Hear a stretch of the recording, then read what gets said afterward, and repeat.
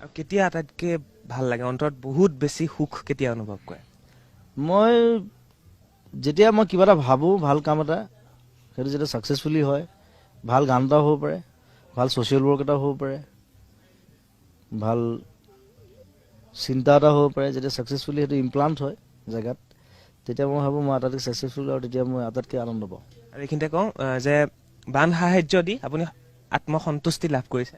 Of course অকল মই বুলি নহয়, সকলোবিলাক ছেটিছফাইড। চবৰে কষ্ট হৈছে এইটো বেলেগ কথা, কিন্তু কষ্টটো বাদ দি দিলে চবে। মানে কষ্ট বাদ দে, দৌৰ, জাষ্ট ৰান ফৰ দ্য পিপল।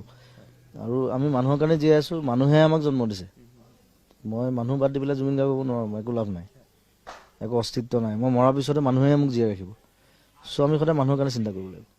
দেহৰ ভৰসা নাই বুজিছানে নাই, দেহৰ ভৰসা নাই বুজিছানে নাই।